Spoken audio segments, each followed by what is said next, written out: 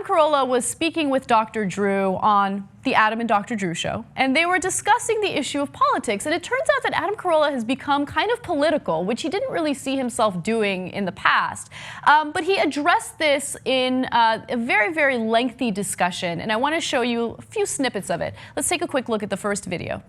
I think I've become more conservative as I've gotten older, as I've had a family, you know, as people do when they get older and they have a family and they pay more in taxes and they start looking for school systems for their kids that are usable and things like that. There's a move toward a more conservative life in general as you get older.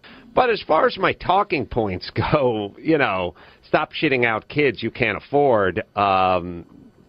You pay for their school breakfast, not because I want you to pay for their school breakfast, but because the kid should know that mom and or dad are paying for breakfast. I mean, making the effort. It's a psychological thing. It's not a matter of, I don't want to pay 39 cents a day for your kid. I don't give a fuck about that. Half the fucking government takes half my money and does whatever the fuck they want with it anyway. I mean, that's your kid's breakfast is the least of my worries. I worry about your kid and the message that's being sent to your kid by mama not making them breakfast. That's what I worry about. But my talking points have not changed. Get your shit together. Get to work. Stop shitting out kids. So on and so forth. I love that video because for someone who doesn't give a shit about breakfast, he talks about breakfast throughout the entire clip. He's like, make your kids breakfast. Now, what I love about that is it's always the go-to argument by some conservatives, and usually the least informed conservatives, right? They're really angry about free lunches. And of all the issues, of all the different things that we waste our tax dollars on, to go to the issue of school lunches just befuddles me. I just don't understand it, right? But he gets into more specifics, or he gets a little more specific, I should say, in the next clip. Let's take a quick look at that. It's the left turning conservatism into a pejorative, number one. Being conservative didn't used to be a pejorative in any stretch of the imagination. Being conservative with your money was being prudent. Being conservative as it pertained to work or investments or even, you know, at the poker table, it was sort of prudent. You know, it's conservative meant prudent. It was not a pejorative. The left has taken over the word conservative and turned it into a pejorative. So it's like, oh, you're conservative. They've done a wonderful smear campaign of, oh, are you conservative? Yes, I'm conservative. Oh, okay, great. You hate women. You hate blacks. You hate all cultures. You love people with money. You hate poor people. No. I just want to focus on education. I want to focus on hard work. I want to focus on being motivated and getting ahead in a country that's made for that ethic. This country was put here for that attitude. And the way you want to flourish in this country, get up, go to work, get educated, get your kids educated, stay together, focus on the family. There you go. So this is a standard argument that you usually hear from conservatives, right? Like, pick yourself up from the bootstraps. It's super easy. I'm just a supporter of hard work. And these dirty liberals don't believe in hard work. They just want to sit around and collect government cheese and just chill.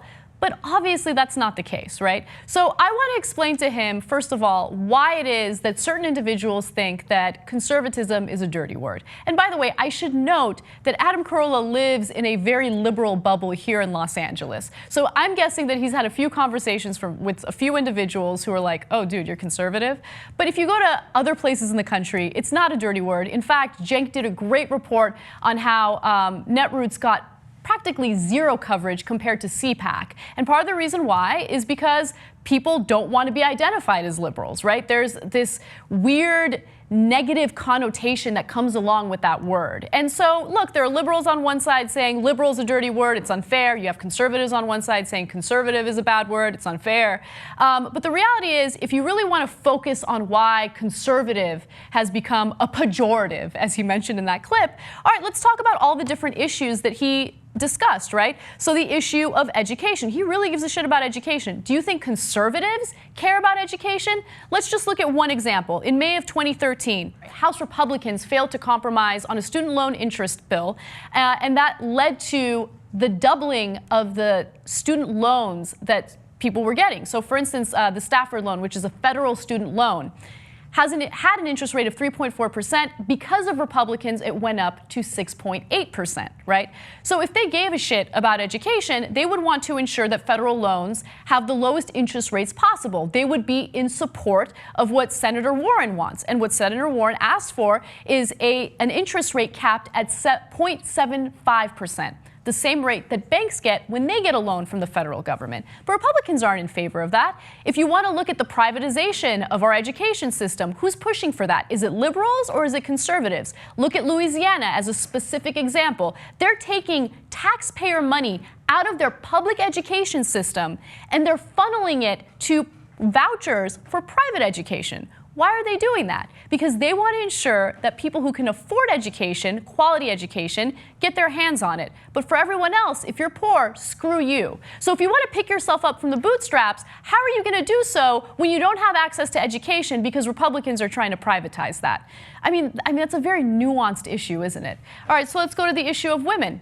So from 2011 to 2013, Republicans went after women very, very aggressively. In 2013 alone, 22 states enacted 70 anti-abortion measures, including pre-viability abortion bans, unwarranted doctor and clinic regulations, limits on the provision of medication abortion, and bans on insurance coverage of abortion.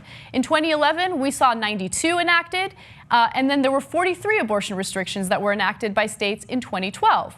And then, of course, you had the whole issue of Republicans and conservatives trying to define rape. Is a rape legitimate? Is it forcible? Why are we having this discussion? If they genuinely care about women and their safety, they wouldn't try to differentiate between legitimate rape and whatever illegitimate rape is. I mean, they can't even freaking explain it themselves. All right, let's go to the issue of poor people. I mean, there are so many different types of policies that have been proposed by Republicans and conservatives specifically that go against poor people. But the best and most recent example that I can give to you now is that Republicans successfully pushed to cut $8.7 billion in food stamp benefits over the next 10 years. Who do you think that impacts? It impacts poor people, right? And I know he'll make the example that, hey, you know what? If we continue to give them access to food stamps, they're going to be reliant on government money, they're going to want to be on these government programs, and they're not going to have any type of motivation to do better for themselves. You know, because, I don't know, $34 a week for food to feed your entire family is more than enough, and if you're making that kind of money, you will have no motivation to move on.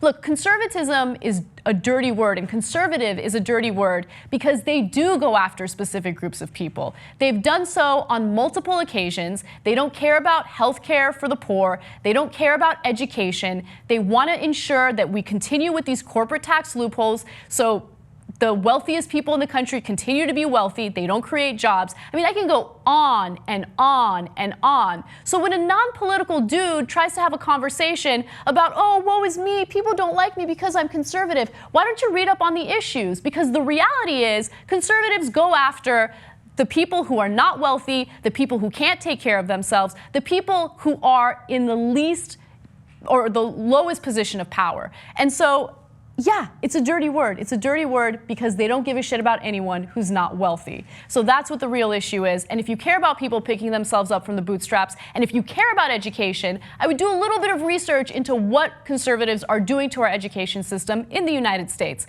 With that said, final clip, let's take a look. Now, it's weird that I can be conservative and never talk about religion.